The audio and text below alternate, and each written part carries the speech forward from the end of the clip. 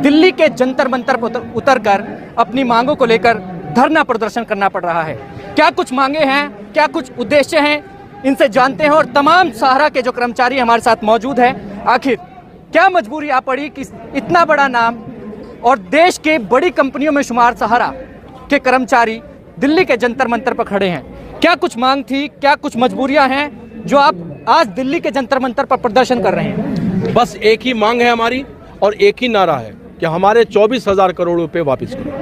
24,000 करोड़ रुपए का जो इन्होंने सेबी ने दमन किया है, इस दमन को, इस मनमानी रवैये को खत्म करें और 24,000 करोड़ रुपए हमारे वापस करें, ताकि हम अभिकर्तागण अपने कार्यों को कर सकें, संस्था सुचारू रूप से चल सके, जिसका समय रहते परिपक्व राशि जो मैच्योरिटी डेट होती है, उस मैच्योरिटी डेट पे हम अपने सम्मानित निवेशकर्ता गण का भुगतान कर सकें। अच्छा सर, कितने लोग हैं जो अभी इतना प्रभावित हुए हैं जिन मांगों को लेकर आप आगे बढ़ रहे हैं? कईयों का भुगतान है। पूरे देश के 12 लाख कर्मचारी, चाहे वो वेतन भोगी हो, चाहे वो कमीशन भोगी हो, पूरे देश के 3 करोड़ सम्मानित निवेशकर्ता, ये सभी के सब प्रभावित हुए हैं।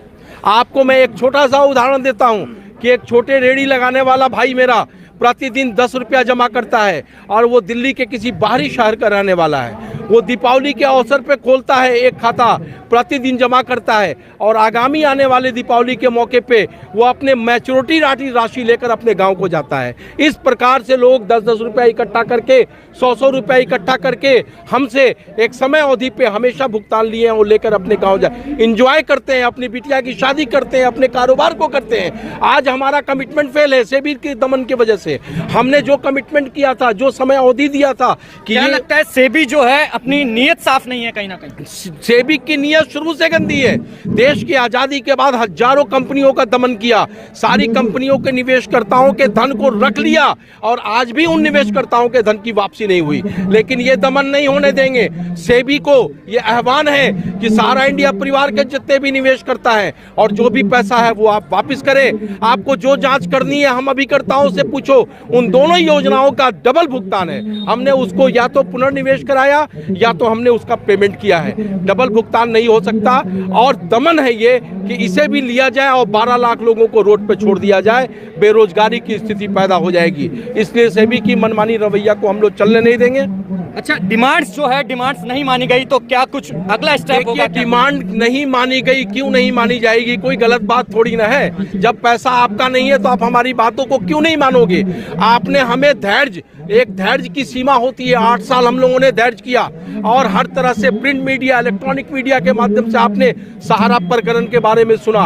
अपनी परेशानियों को हम लोगों ने अखबारों में छापा कि इस कारण से हम भुगतान में विलंब कर रहे हैं। डिमांड नहीं मानी जाएगी, हमारा कोई अनलीगल डिमांड नहीं है। आपके पास हमारा पैसा है, आप पैसा वापस करो, जिसका पैसा उस। अगर पैसा वापस नहीं मिलता तो अगला स्टेप क्या होगा? अगला स्टेप कोई बहुत बड़ा स्टेप नहीं है। अभी हम राज्य के स्तर पे इकट्ठा हो रहे हैं। हम सेबी मुख्यालय बॉम्बे में 12 लाख कार्यकर्ता, उनके पूरे परिवार के सदस्य और 3 करोड़ जमाकर्ता इकट्ठे होंगे और अपनी आवाज को बुलंद करेंगे सेबी के दफ्तर में। जी, आप बताइए किस तरह की दिक्कतें होती है जब सेबी आपका जो पैसा है वापस नहीं लौटा रही? किस किस तरह की संघर्षमय जो है चुनौतियां हैं आपके पास? 2012 से पहले, मैं आपको थोड़ा पीछे बैक में ले जाऊंगा। 2012 से पहले सहारा के ऊपर एक भी क्लेम नहीं था। यहाँ तक कि आरबीआई में एक हल्फनामा दायर है, उसमें हल्फनामे में आरबीआई ने बोला था कि सहारा में जमा धन पूरी तरह सुरक्षित है। सेबी की गलत नीतियों के कारण 11 अप्रैल 2011 में इससे सहारा के ऊपर एक झूठा षड्यंत्र लगाया गया और उसको रियल इस्टेट और हाउसिंग बॉन्ड के माध्यम से सहारा को फंसाया गया और उस सहारा के ऊपर कोई कंप्लेन नहीं। जिसका पैसा है उसने कभी भी सहारा से, सेबी से कोई शिकायत नहीं किया कि हमको सहारा पैसा नहीं दे रहा है। लेकिन सेबी ने अपनी मनमानी रवैया से सहारा इतना जल्दी इतना बढ़ कैसे गया? सहारा इनकी गलत नीतियों को नहीं अपनाता है। सहारा भारत के जो संविधान है, भारत का जो न्याय है, उसके तहत काम करता है। ये सेबी को हजम नहीं हुआ। आज के डेट में अगर सेबी सहारा विवाद नहीं हुआ होता तो आज हिंदुस्तान में सर कह रहे हैं 12 लाख बेरोजगार हुए, हम कह रहे हैं कि अगर सहारा सेबी विवाद नहीं हुआ होता तो आज हिंदुस्तान में कम से कम 25 से 30 लाख रोजगार पैदा होता। हम रोजगार हाउसिंग से देते, हम हमारे एक हाउसिंग प्रोजेक्ट था, वो सेबी की वजह से बंद हो गया। क्यूसप हमारा प्रोजेक्ट था जिसमें बहुत सारे लोग बेरोजगार हुए, बहुत सारे लोगों की संपत्ति डूब गई। अगर क्यूसप विवाद नहीं हुआ, सेबी विवाद नहीं हुआ होता तो क्यूसप प्रोजेक्ट हिंदुस्तान का सबसे बड़ा प्रोजेक्ट होता, क्वालिटी बेस होता और क्वांटिटी बेस होता। लेकिन सेबी की गलत नीतियों के कारण क्यूसप भी हमारा बंद हो गया। सेबी की गलत नीतियों के कारण ही आज हम अपने घर में छुप के बैठना पड़ता है। हम घर से निकलते हैं तो ये डर रहता है कि कहीं जमाकर्ता हमको पकड़ न ले, पकड़ेगा तो हम क्या बोलेंगे, हम उसको क्या टाइम देंगे, क्योंकि हम टाइम दे नहीं सकते, क्योंकि हम सहारा अब के ऊपर एम्बार्गो लगा हुआ है। अगर एम्बार्गो भी हट जाता तो सहारा अपनी संपत्ति बेचकर भुगतान कर देता। लेकिन अभी ये नौबत आते हैं हाथ पैर बांध कर, और आप से भी कह रहा है कि आप भरपेट भोजन करके जाओ। ये हो नहीं सकता है। या तो आप एम्बार्गो हटा दो या ये केस को 24,000 करोड़ वापस कर दो, क्योंकि जो आदमी हिंदुस्तान में टिका हुआ है, हिंदुस्तान से भागने की नौबत नहीं है उसकी, वो भाग नहीं सकता है। आपके सामने जब बुलाए, जैसे बुलाए वैसे आपके सामने हाजिर हो गया। लेकिन आप न्याय करने के बजाय अन्याय कर रहे हैं, जांच करने के बजाय जांच को लिपापोती करके लंबा खींचने की कोशिश कर रहे हैं। और आज हम लोग 8 साल तक उनके अन्याय को सहते रहे कि अब उनके दिमाग में कुछ अच्छी भूमिकाएं आएगी, आज उनके दिमाग में अच्छी सोच आएगी। लेकिन उन्होंने इस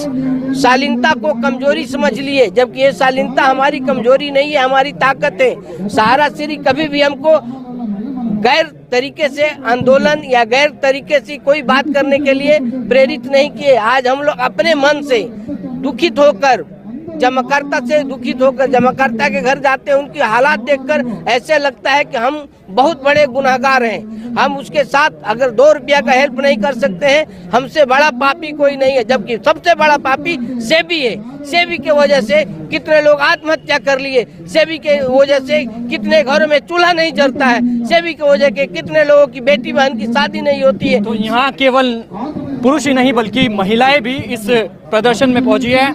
आप अपनी किस मांगों को लेकर यहाँ पर पहुंचे हैं, क्या जरूरत पड़ी है?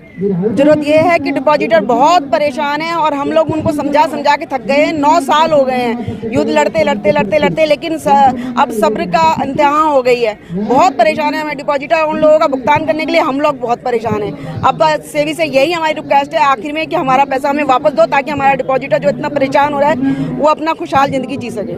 हमारी बहुत रेपुटेशन बहुत डाउन करने में लगी पड़ी है सेबी, उसको सही करना चाहते हैं। तो आप देख सकते हैं कि किस तरीके से जो सहारा इंडिया के कर्मचारी लगातार अपनी मांगों को लेकर प्रोटेस्ट कर रहे हैं। तमाम तरह की मांगे हैं और क्या कुछ मांगे हैं इनकी, वो सभी चीज़ें आपने सुनी। लगातार इनकी यही मांगे है कि जो 24,000 करोड़ रुपए जो सेबी ने इनके लिए रखे हैं वो वापस करे, क्योंकि उससे खास तौर से ही नहीं ये दिक्कत आ रही है। तमाम तरह के जो भुगतान हैं वो किए जाने थे, लेकिन सेबी के 24,000 करोड़ रुपए ना देने की वजह से ये भुगतान भी नहीं कर पा